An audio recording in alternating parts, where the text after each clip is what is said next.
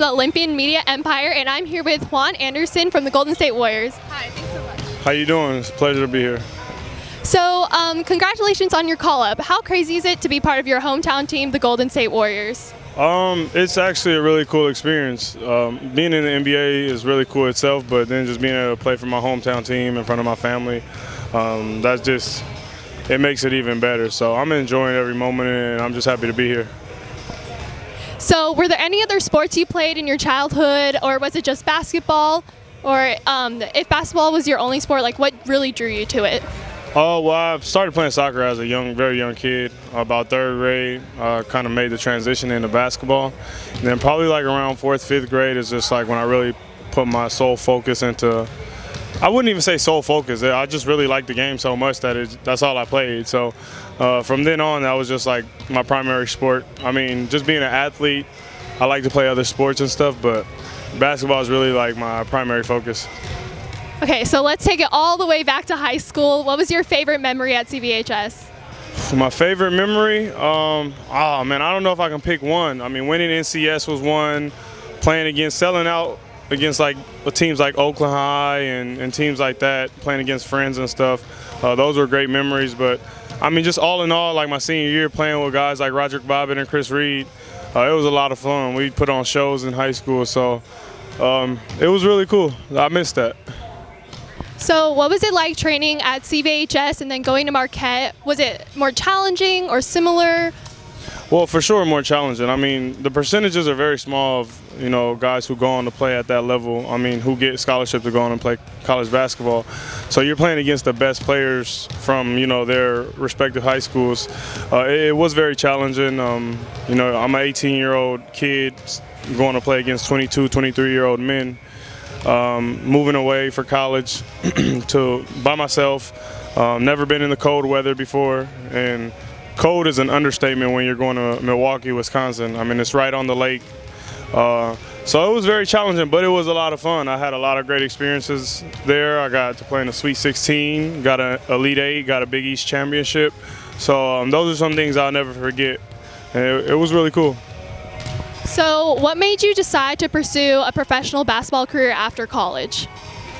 Basketball supersedes everything else in my life. I mean, in regards to like hobbies and tasks, it's just a lot of fun. And if I can pick, or if I can choose to make basketball my job, I mean, I'm going to choose that, 100 times out of 100. So that's pretty much what it was. I love the game. I love being around the game. It's fun. I mean, it keeps me in shape. There are so many benefits to me playing basketball. It's my hobby. I can make a living from it. I can create a platform from it. So it was a pretty easy decision, once I got the opportunity. So let's talk about your time on the Mexican national team. So do you plan on returning this year for the Olympics in Tokyo, or any thoughts on that? Well, unfortunately, we didn't qualify for the Olympics in Tokyo, but for other games like AmeriCup games, World Games, and like things like that, if the opportunity is there, yeah. But I mean, this is the NBA; it's the highest level of basketball, so this pretty much supersedes everything. And I say that respectively. I love playing for the national team. I love representing my country. But like I said, this is the opportunity of a lifetime. So this supersedes everything. If the seasons overlap or the times overlap, then I'm going to choose this just because this is the biggest opportunity I have going for myself. And hopefully one day the opportunity presents itself again for me to go and represent my country, which it will. I mean, Olympics and FIBAs aren't going anywhere. So this window is only so big, and I have to maximize it while I can. So playing for your country was really important to you, and do you really wish to continue that and represent it in the NBA? What was that? I'm sorry? Just how important was it for you to be playing for a country? At this point, it's very important. When I first stepped into that opportunity, that realm, I didn't realize the magnitude it had. But just being an example and a figure in Mexico, and not only for Mexico, I mean, I think it gets lost that I represent Mexico because I'm half Mexican, but I'm also half African American. So just being a figure for young kids itself is really cool. But wearing that Mexico across your country, across your chest, you have a whole country rooting for you, and that's not just a population of 1 million people in one city. That's a population of X, Y, whatever number it is that the population is of Mexico. Like we have all these people rooting for us, and it's just like it's inexplicable. Like there's no words to really describe that feeling. When all these people are just rooting for you and just happy for you. Okay, so let's talk about your time on the Santa Cruz Warriors. Was there ever a time where you felt nervous or discouraged that you might not get drafted or maybe go back to Team Mexico? Yeah, I'm always nervous, and I think when you lose that feeling of nervousness, you become complacent. Like I'm nervous every time before I step out on the floor, just because I always want to perform well. And I went there on tryout. Like I didn't get drafted to Santa Cruz Warriors. Nobody picked up the phone and called me. So, every day was a challenge for me because I always felt like I had something to prove and I always had something to accomplish on a day-to-day basis. And yeah, of course, I didn't want to, not necessarily that Mexico is necessarily regressing, but just this being at the highest level of basketball, like I didn't want to take steps backwards in my life. Like I didn't want to, maybe one day I'll go back to Mexico and play, but I just wanted to keep moving forward, NBA, maybe Euro League or something like that, playing better leagues. So yeah, every day I was nervous. Every day I woke up with a chip on my shoulder and something to prove. Okay, so how did it feel getting called up to the Golden State Warriors? Were you proud? How did you feel when you made your first basket? Were you proud or just like really overwhelmed? When I got the call, I was overwhelmed. I was overwhelmed with a lot of emotion because in my heart, I just wanted to be so happy and, just be very excited, in which I was. But in my mind, I knew I was stepping into a bigger world. Again, I'm the little fish in the big pond. So I just wanted to, stay humble, stay grounded, and I knew the easy part was done. As hard as that part was to get to the NBA, people don't realize the harder part is to stay in the NBA. And so once I got that call and they told me that I was going to get called up, I knew it was like, okay, now it's time to work. Now it's time to, make something happen. So, yeah, I was just overwhelmed with a lot of emotion and just happy. So what are your goals just in the NBA or in the future or for the community? What are your plans?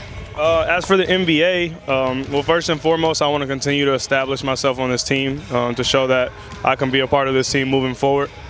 It's the best organization in the world. So how lucky am I to be here and have this opportunity?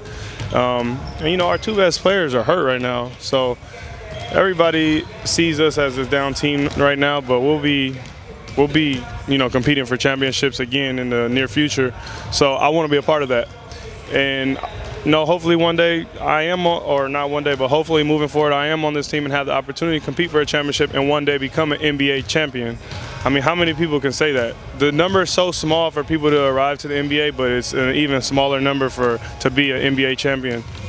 As for the community, I just want to continue to be myself, continue to be an example for young kids. All young kids. It doesn't matter what ethnicity they are, Mexican, African American, green, blue, Caucasian, white, it doesn't matter. I just want to be an example to people that, they can persevere and continue to chase their dream. I'm 6 years removed from college, and that's kind of the time where people get drafted. And so, I just continue to chase my dream, and I hope people see that part rather than all the other stuff that's going on, in the basketball world. It's just like, once you have this focus and this idea in your mind, like you can accomplish anything you put your mind to. And as cliche as it sounds, it's actually really true, So I would always tell myself is like, I actually wrote it down on a piece of paper. I'm going to be an NBA player, and I will wake up to that and I read that every day. And it's just something you have to believe and work towards. Okay, so is there anything you want to say to CVHS students watching, or what would you tell them any kids who are looking to play professional sports or just have big dreams? Like I said, just continue to follow your dreams. A lot of people will be naysayers because the percentage is so small. When I left Mexico to come to the G League, there's a huge difference in finances. And a lot of people were telling me that I was making a bad decision. I was very established in Mexico. I was stepping into a different world where I wasn't established. Nobody knew me. I was going on tryout. And so I had a lot of people telling me I was making the wrong decision, but as long as you believe in yourself and you have to live with those decisions. I mean, it's your life. You get one life, and like I said, all these things sound so cliche, but they're so true. You get one life, and the decisions you make, whether you do or you don't, you have to live with. So, one thing I learned in life is just make your own decisions and ride with them and bet on yourself. Awesome. Thank you so much for talking to us. This has been Elena with the Olympian Media Empire, and this has been Juan Anderson with the Golden State Warriors. Thank you so much. Castro Valley, retire Roger Bobbins number 5 jersey. That's all I got to say. There we go. We got some advice. Thank you so much. Thank you.